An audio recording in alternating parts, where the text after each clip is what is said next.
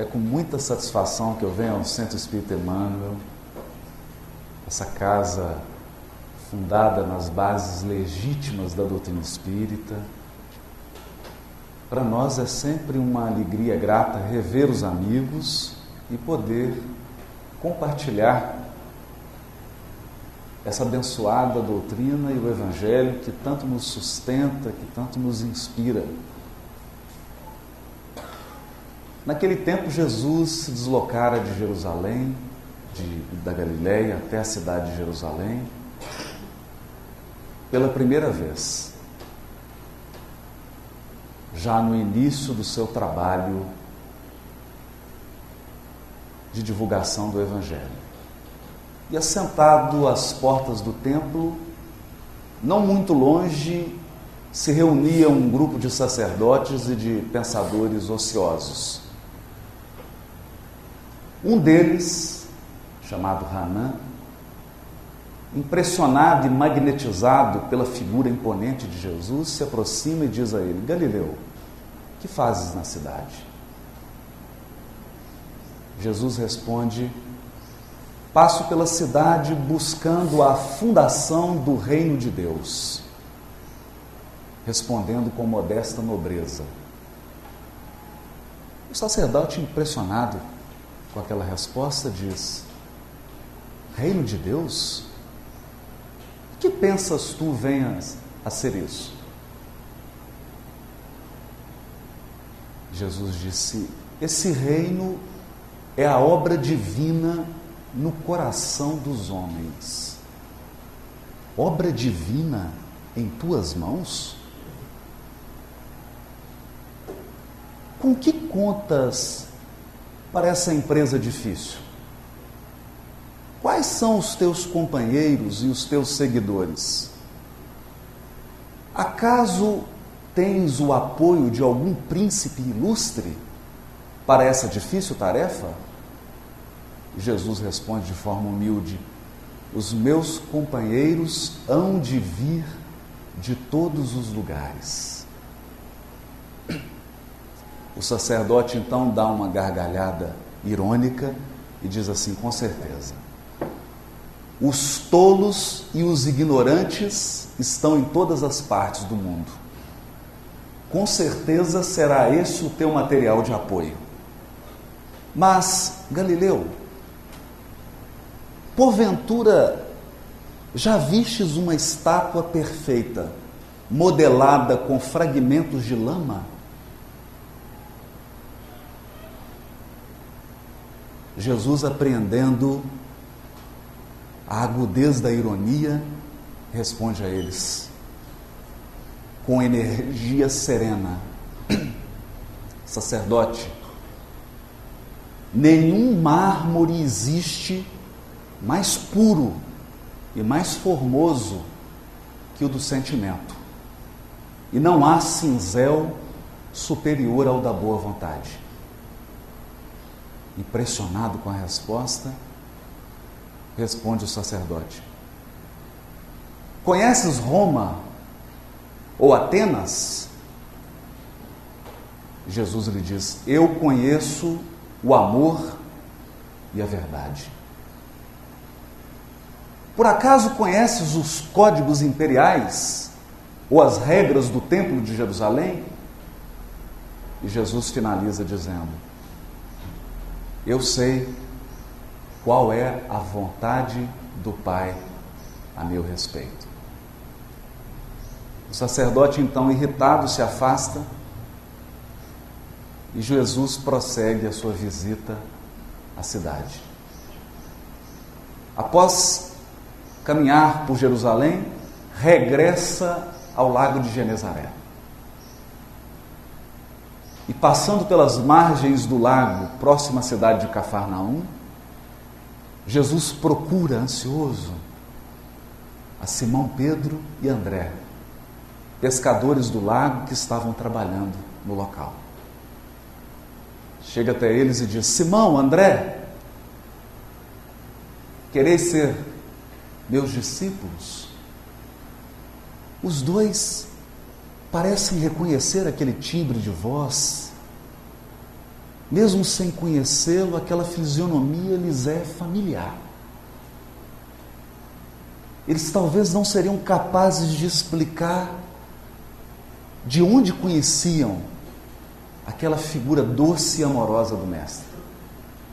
E Jesus então começa a lhes explicar sobre o trabalho do Evangelho, sobre o reino de Deus. E André ingenuamente diz assim: mas um rei, Cafarnaum tem tão poucas casas. E Simão Pedro, qual se for uma criança ingênua que quisesse demonstrar boa vontade, diz assim: não, André, o lago é grande, há muitas cidades, o reino poderá abranger a todas elas. Jesus então sorri e adia prazerosamente as explicações. Começava o trabalho apostólico. Andando mais um pouco, ele chama Levi, que se transformaria depois no apóstolo Mateus, e assim vai reunindo um a um, até se formar o colégio dos 12.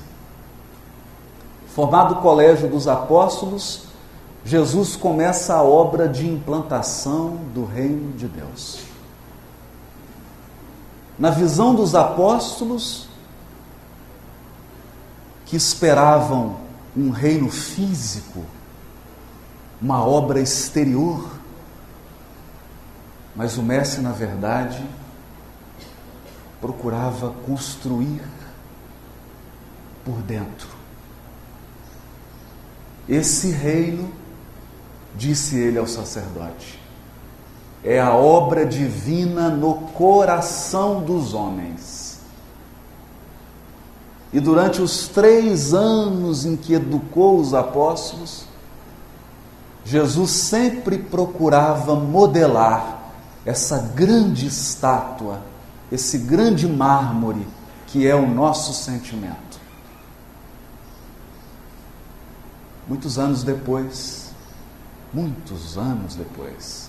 Alta de Souza, no livro Parnaso de Além Túmulo, escreveria a poesia Mensagem Fraterna, retomando o tema: meu irmão, tuas preces mais singelas são ouvidas no espaço ilimitado, mas sei que às vezes choras consternado ante o silêncio da força que interpelas. Volve ao teu templo interno e abandonado, a mais alta de todas as capelas, e as respostas mais lúcidas e belas hão de trazer-te alegre e deslumbrado. Ouve o teu coração em cada prece. Deus responde em ti mesmo e te esclarece com a força eterna da consolação. Compreenderás então a dor que te domina, sob a linguagem pura e peregrina da voz de Deus em luz de redenção. Sempre o coração. Sempre o coração. O reino de Deus é obra divina dentro de nós. Dentro de nós. Não obstante a ironia e a petulância do sacerdote Hanan, onde está a velha Atenas? Escombros, ruínas. Onde está a Roma antiga? Ruínas. Onde procurar as civilizações do passado com as suas glórias, com seus exércitos? Tudo se transformou em ruínas. Onde os generais poderosos, todos foram obrigados a atravessar as portas do túmulo. Todos os poderes, toda a grandeza, toda a riqueza humana passa com uma velocidade vertiginosa. A única coisa que permanece é aquilo que nós construímos portas adentro do coração. Apenas as conquistas que nós fomos capazes de manter com dignidade dentro de nós. Era sobre isso que Jesus falava. E assim, focalizando a figura de Simão Pedro, nós vemos o Mestre construindo o reino de Deus, não no lago de Genezaré, dentro de Pedro, no coração de Pedro. Passaram-se algum tempo, depois das bodas de Caná, em que Jesus transforma a água em vinho, Simão Pedro procura Jesus. Com as suas angústias, com as suas dúvidas. E Jesus, com a sua bondade, com a sua pedagogia celeste, vai moldando, modelando o coração do apóstolo.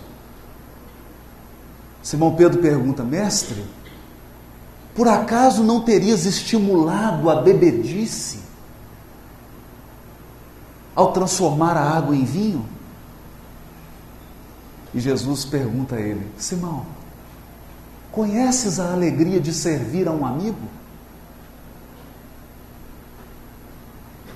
Conheces a alegria de servir a um amigo? A resposta era uma profecia. Naquele casamento, o noivo era alguém do relacionamento íntimo de Jesus. No dia mais importante daquela pessoa, no dia do seu casamento, em que ele recebia familiares, amigos, companheiros, acabou-se o vinho. Desesperado, amargurado, envergonhado, o noivo pede para procurar Jesus. E ele então, dando a lição do servo, transforma a água em vinho, mas ao mesmo tempo aproveita o símbolo para ensinar que o Evangelho se iniciaria na terra em clima de grande alegria. Afinal de contas, é por isso que ele se chama Boa Nova, Boa Notícia. A notícia mais espetacular que a terra já recebeu até hoje. E ele prossegue dizendo para Simão: Simão, os afetos da alma são laços misteriosos que nos conduzem a Deus. Laços misteriosos que nos conduzem a Deus. E prossegue o trabalho. Simão vai sendo educado.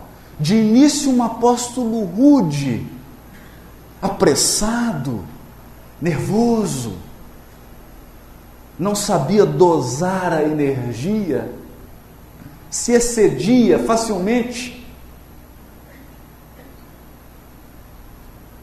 No final do ministério, Jesus pergunta: o que eles dizem sobre o Filho do Homem? Uns dizem que você é Jeremias, outros dizem que você é Elias. E vós? Que dizeis? Agora, o coração amadurecido de Simão Pedro,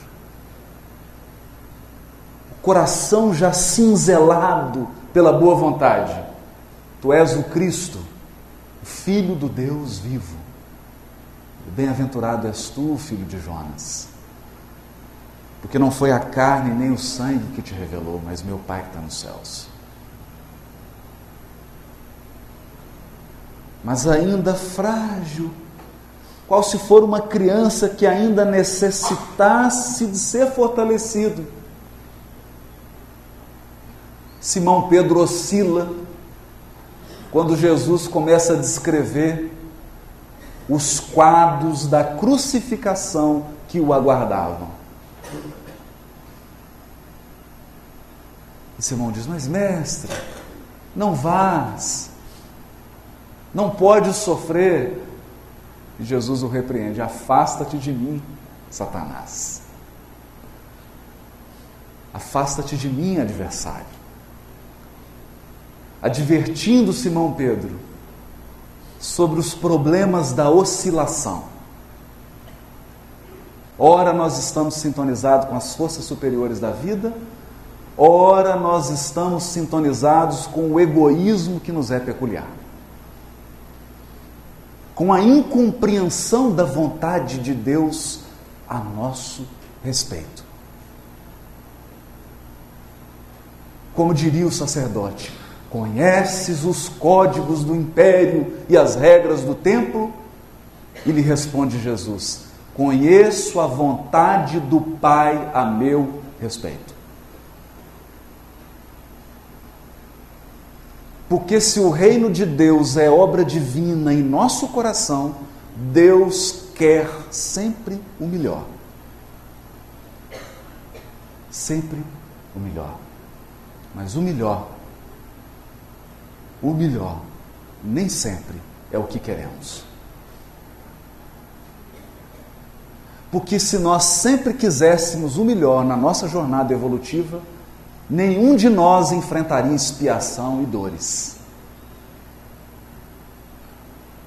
É por escolher o pior que nós atraímos sofrimento para a nossa senda espiritual.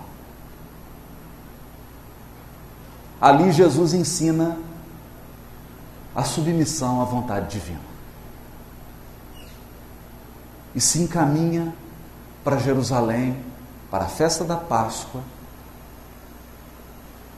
todos sem entender, sem perceber que aquela seria a última Páscoa ao lado de Jesus encarnado.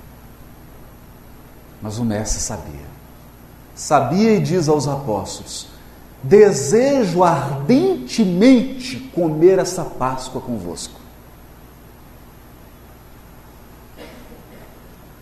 Aquele amor de Jesus, aquele afeto sem limites, que desejava se despedir daquelas crianças espirituais que Deus colocou nas suas mãos para serem educadas. Na ceia, ele adverte Judas. Diz explicitamente para ele que o único enganado era o próprio Judas. Jesus sabia exatamente o que se passava no coração de Judas. Mas qual era o plano de Judas? Em que consiste a traição de Judas? Humberto de Campos explica com detalhes. Judas olhava para Jesus e não entendia a mansidão do Cristo. Ele acreditava que Jesus era lento, tímido nas suas resoluções. Judas acreditava que o sucesso do Evangelho dependia de uma aliança com os poderosos da época. Judas não conseguia entender que o reino de Deus é obra divina no coração. Ele imaginava que o reino de Deus é obra externa, a ser construída com pedra. É obra que depende de política humana. Então arquiteta um plano humano.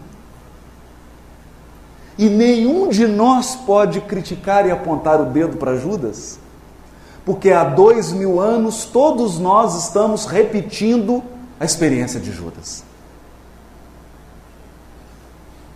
Estamos buscando Jesus fora. Confiamos mais nos poderes humanos e exteriores do que na bondade celeste que nos dirige por dentro.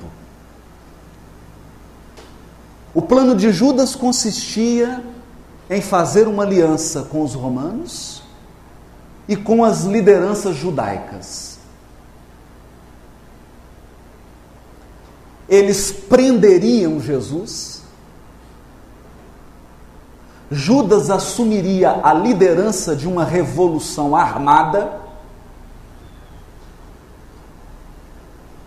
travariam uma guerra pela independência de Israel e, após libertarem Jerusalém do poderio romano, soltariam Jesus e Judas alegremente diria a ele: mestre, o reino está pronto. Senta no trono. Eu já matei, eu já conquistei, o sangue já foi derramado, as conquistas foram feitas, agora senta no trono, mestre. Reina soberanamente sobre nós. Esse era o plano de Judas. Conquistar o exterior antes de conquistar o próprio coração. Dominar o semelhante antes de alcançar o autodomínio. Mas na sua ingenuidade, o Messias é preso e é crucificado. Percebendo que ele havia sido vítima da esperteza e da política humana,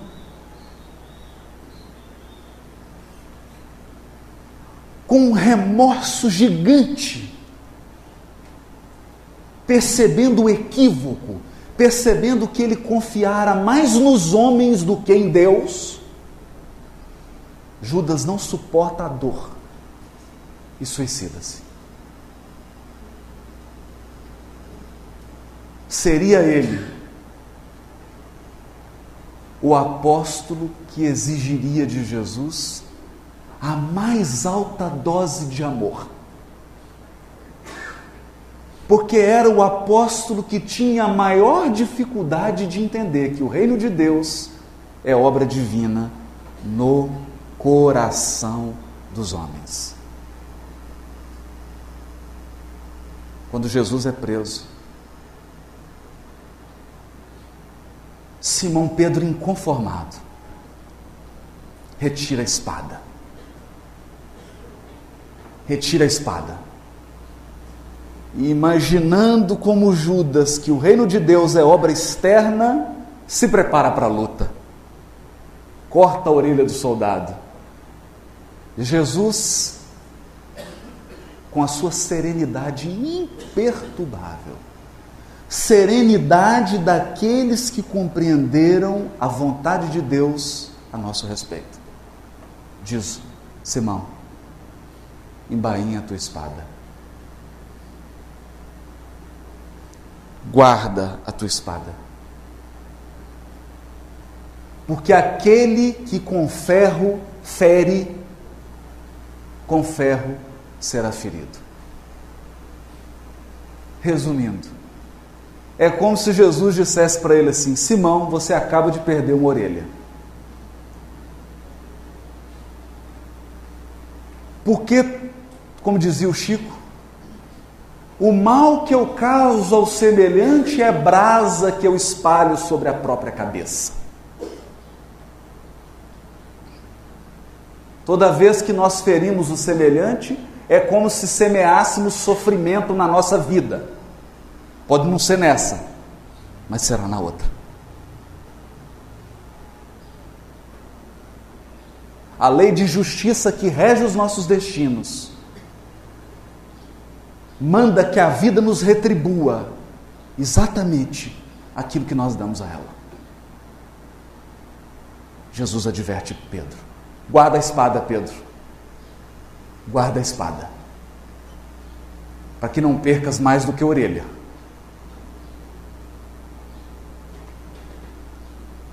Momentos antes, em conversa com os discípulos, Jesus já havia advertido Pedro. Perguntou para ele: Pedro, tu me amas? Amo, Senhor. Amo. Então cuida das minhas ovelhas, Pedro. Pedro, tu me amas? E Pedro já ficou desconcertado. Amo, Senhor. É claro que eu te amo. Então cuida das minhas ovelhas, Pedro. E pela terceira vez: Pedro, tu me amas?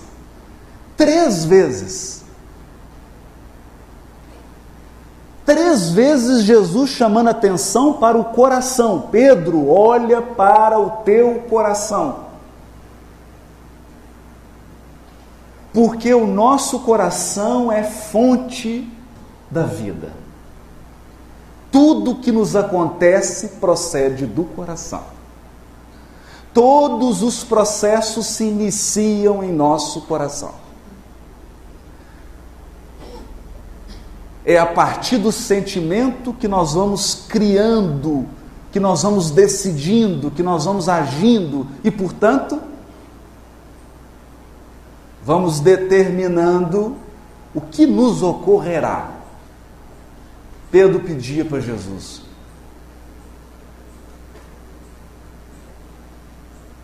timidamente, uma explicação. Por que 3 vezes? Mestre, eu te seguirei até a morte. Sempre gestos exteriores. E Jesus diz a ele: Pedro, crê, eu te levarei aonde não queiras ir.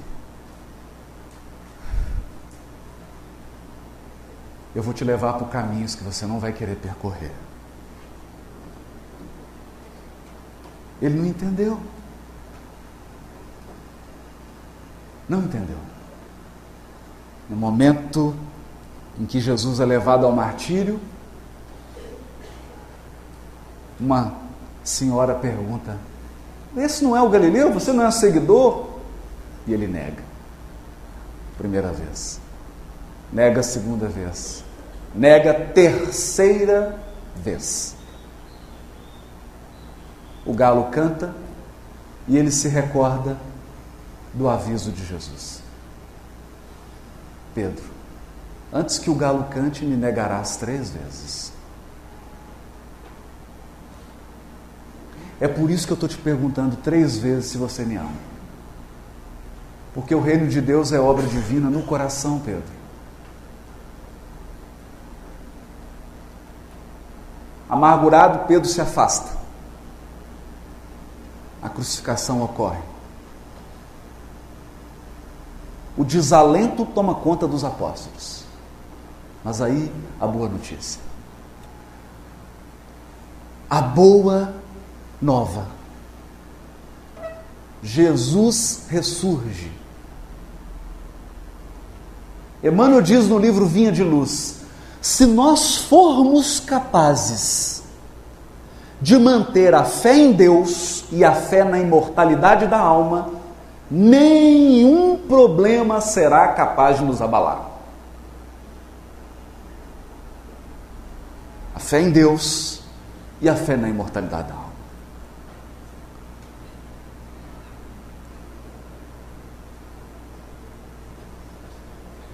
Como diz Maria de Nazaré, tudo passa.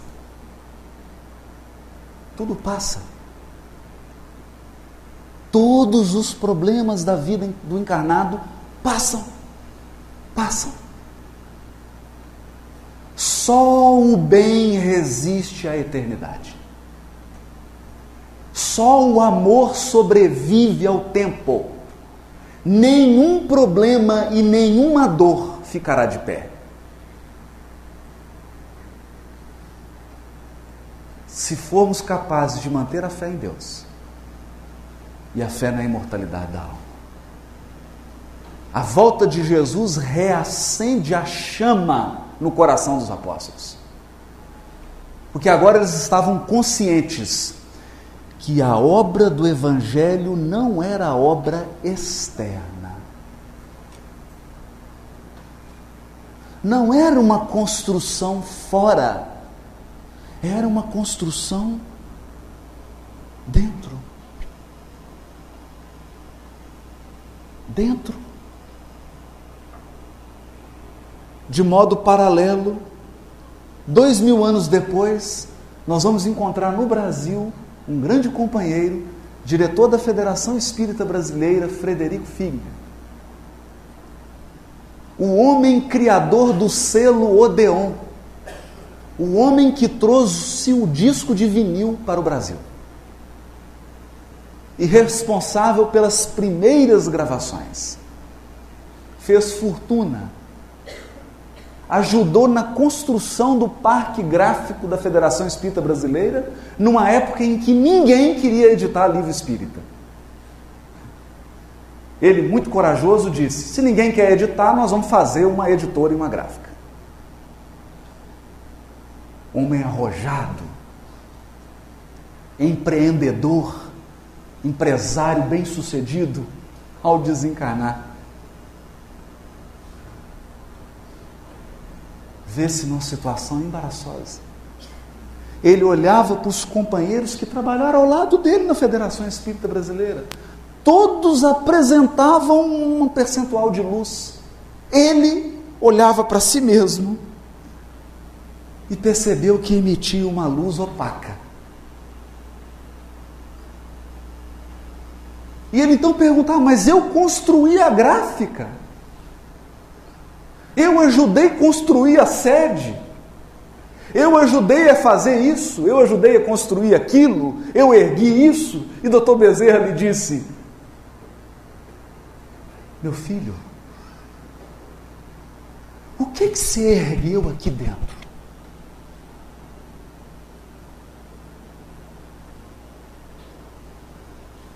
O que você construiu aqui dentro, meu filho? Ele entendeu. Ficou tão sensibilizado que disse: mas eu preciso contar isso para os encarnados, eles precisam saber disso. Está todo mundo enganado lá na Terra, como eu. Veio a Uberaba, ansioso, nervoso, queria escrever. E Emmanuel coloca ele numa fila de espera, para que ele treinasse a paciência.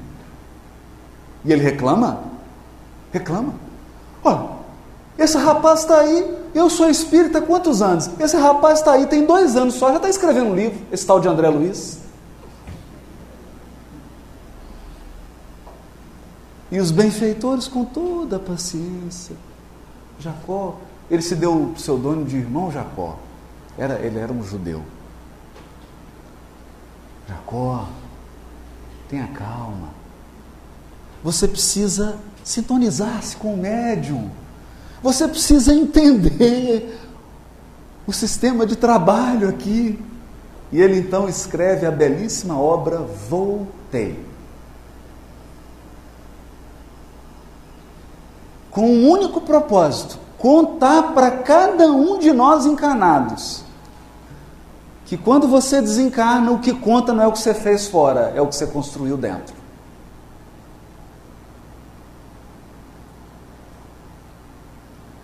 Mas a maioria dos encarnados dorme um sono profundo. Profundo. A maioria caminha distraído. Porque o mundo material apresenta tantas distrações, tantas atrações, que o nosso espírito se distrai. Voltando a Simão Pedro. Jesus, em espírito, diz a ele: Simão, vá a Jerusalém, funda uma casa e recebe os assistidos. E começa o trabalho. Qual trabalho? Onde está a casa do caminho em Jerusalém? Onde? Será que se nós tomarmos um avião e formos a Jerusalém, nós encontraremos a casa do caminho fundada por Simão Pedro? Não.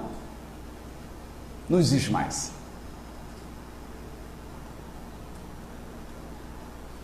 Não existe. Nem ruína. Porque quando Jesus pede a Simão para construir a casa do caminho, ele não pedia uma obra externa, ele queria construir por dentro. Ele sabia que o trabalho que Simão realizaria era um trabalho para aperfeiçoamento do próprio Simão Pedro.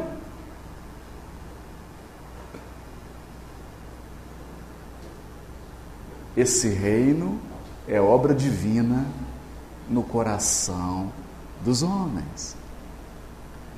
E um dia ele encontra Simão triste, sentado, amargurado. Jesus em espírito chega do lado dele: o que foi, Simão? Mestre, Iodebe está dizendo que eu sou ladrão,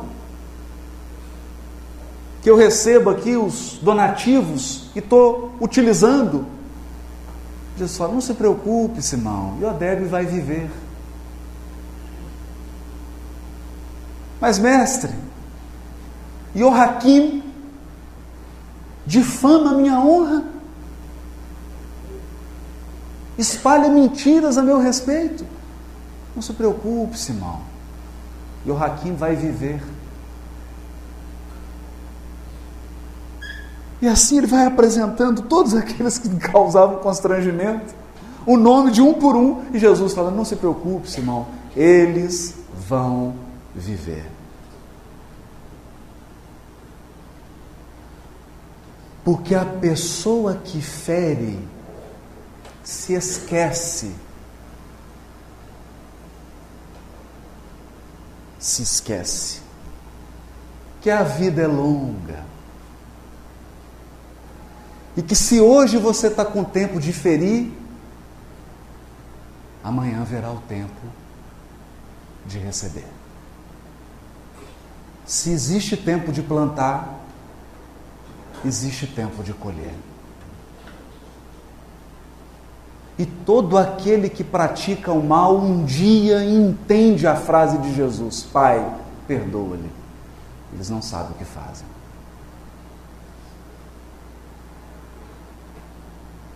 Se o assassino soubesse a expiação que o aguarda numa futura encarnação, ele não mataria. Se o suicida soubesse os sofrimentos que o aguardam na recuperação, ele jamais daria cabo da vida. Se nós soubéssemos as lágrimas que vamos derramar em decorrência do sofrimento que causamos, ninguém se disporia a semear o mal, o sofrimento. Eles vão viver. Passado um tempo, a tarefa se acentua.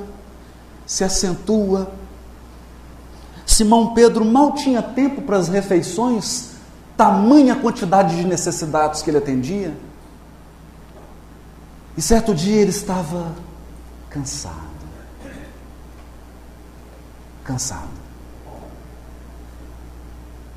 E tem então uma recaída. Se aproxima no relógio 5 horas, ele fala: é hora de fechar.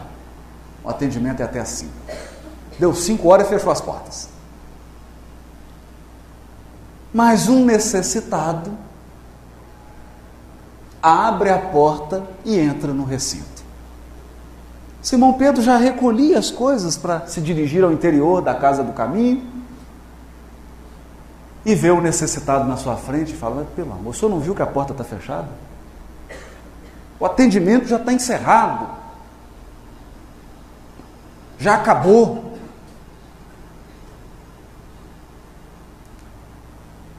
O necessitado retira a túnica, era Jesus.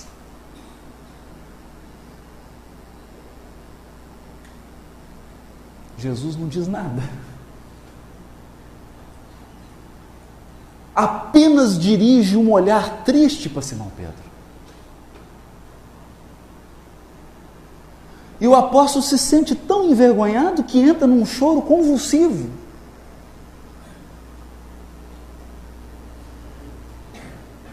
Jesus apenas diz a ele: Simão,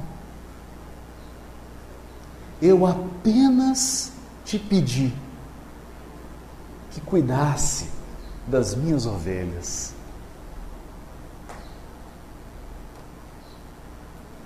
Simão coloca o rosto entre as mãos, chora como uma criança. Quando ele termina o pranto, Jesus não estava mais no ambiente. O tempo passa.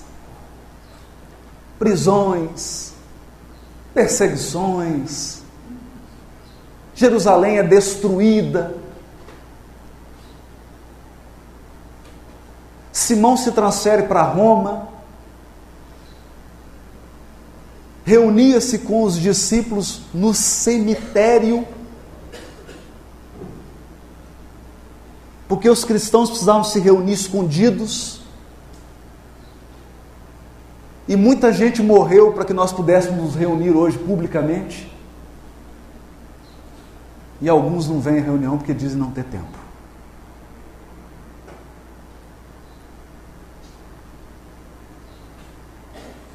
Realiza o seu trabalho.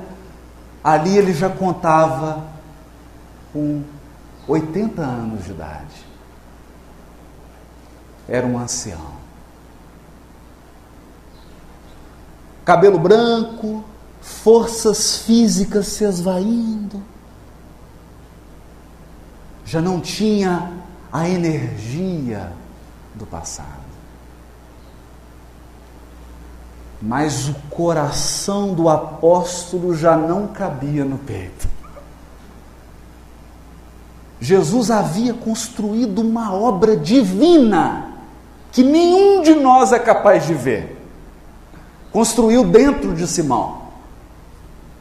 Ele estava no cemitério, entram soldados, algemam Simão, levam para o cárcere.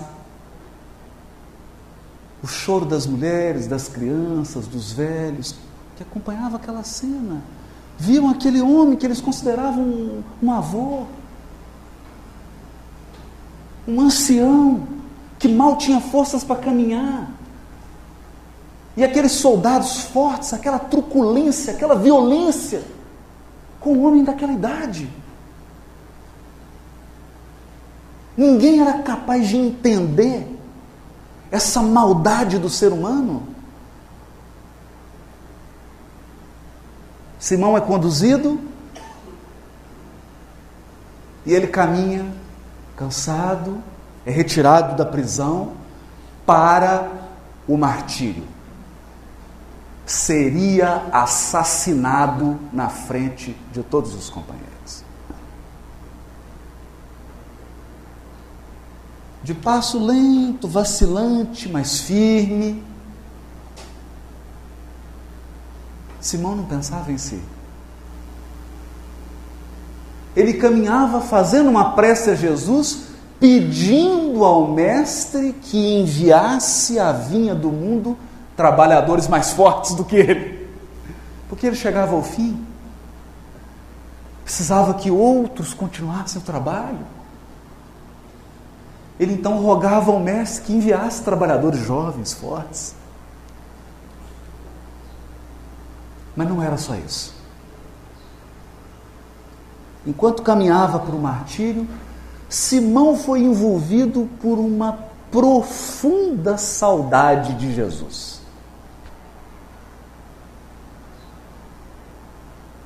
embora ele caminhasse às margens do Tibre e visse aquela suntuosa Roma, o coração dele se transportou para a Galiléia.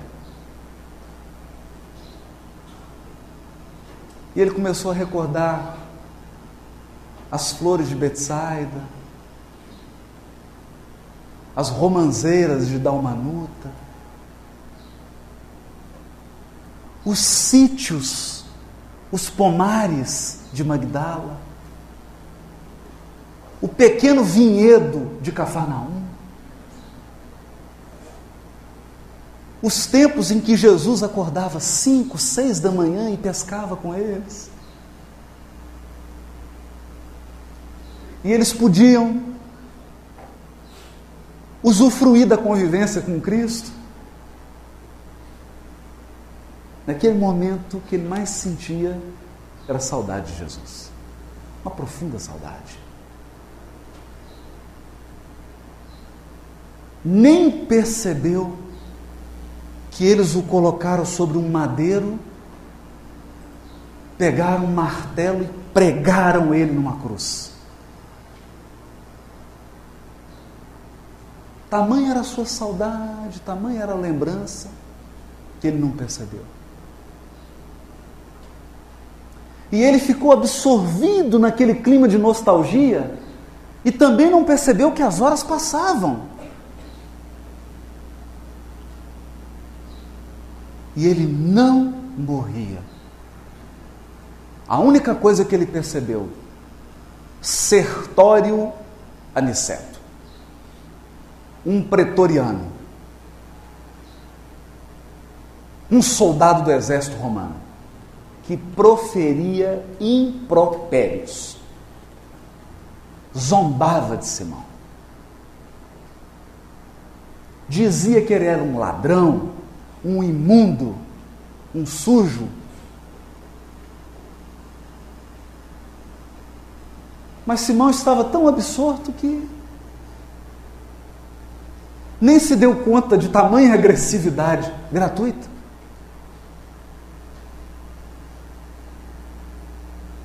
Porque as pessoas às vezes são vítimas, às vezes elas são instrumentos de forças perversas e saem distribuindo uma agressividade gratuita, sem sentido. Percebendo que Simão não morria, Sertório tomou uma pedra grande nas mãos, mirou a cabeça do apóstolo e jogou certeiro. Quando aquela pedra atingiu a cabeça do apóstolo, começou a jorrar sangue. A única coisa que Simão sentiu foi um torpor. Um torpor. Alguns minutos de confusão e Simão se sente fora do corpo físico. Ao lado, os restos, o que sobrou daquele corpo físico. Simão desencarnara. Mas para sua surpresa e espanto, abre-se um caminho luminoso e ele vê uma figura que, como se fosse uma estrela que se materializasse. Em questão de segundos, ele percebe a presença do Mestre ao seu lado. Era Jesus que vinha buscar Simão. Ele o aconchega ao coração e o leva, qual se for uma criança bem amada. Simão é levado para regiões celestes. Lá ele tem oportunidade de descansar.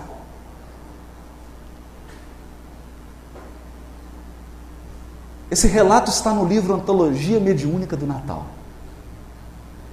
E diz Humberto de Campos que ele revê amigos, presencia espetáculos de grandeza cósmica. Jesus lhe proporciona experiências assombrosas, maravilhosas. Passados 2 semanas, Jesus chega para Simão e anuncia a despedida. Simão, surpreso com aquilo, fala: mas mestre, aonde vais?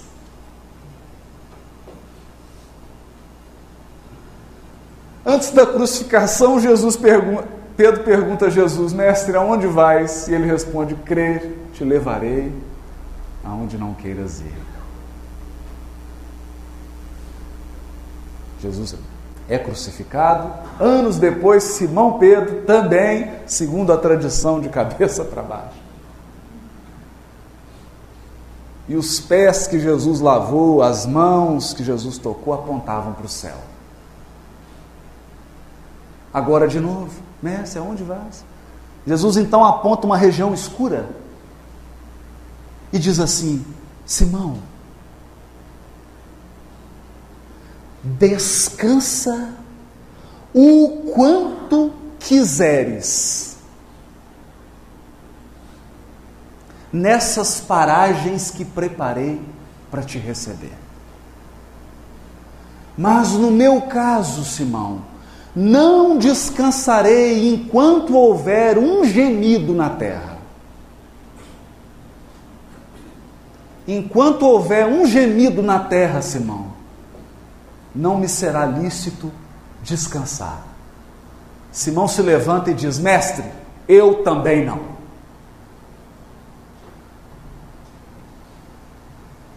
Dá os braços a Jesus e os dois voltam à terra, para Roma. Alguns cristãos seriam imolados naquele dia. Era a véspera de Natal. Ao chegar num cemitério escuro de Roma, Simão se comove até as lágrimas, porque percebe que alguns cristãos entoavam um canto lindo, recordando o natalício de Jesus. Embora prestes a serem martirizados, eles se enchiam de esperança, de fé em Deus, de confiança. Simão se emociona, abraça eles. De repente, Jesus toca nos ombros de Simão: Simão, alguém te procura. Quando Simão vira, era Sertório Aniceto.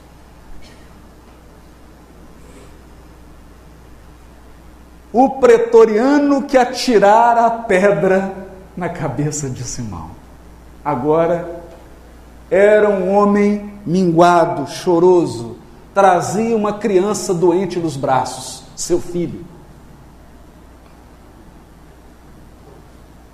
Convertera-se ao cristianismo, arrependera-se dos desmandos que cometeram. E estava ali com o filho doente nos braços, no túmulo de Simão Pedro, rogando a Simão Pedro que curasse seu filho. Simão impõe as mãos sobre o filhinho de Sertório, aplica-lhe um passe e a criança se cura. O rosto do soldado se enche de alegria, uma felicidade, ele chora de emoção. Porque mesmo tendo assassinado o apóstolo, ele sabia que o cristão verdadeiro sempre retribui o mal com o bem e volta para casa feliz. Para Sertório, começava a implantação do reino de Deus no coração. Para Simão Pedro, o serviço continuava. Para cada um de nós, fica agora, nas vésperas de Natal, o convite para a implantação do reino de Deus em nós. Muito obrigado. Bom dia para todos. Rede Amigo Espírita, uma ferramenta de união, interação e divulgação do movimento espírita. Acessem www.amigoespírita.ning.com e confira nosso acervo disponível. Rede Amigo Espírita, divulgando, instruindo e unificando.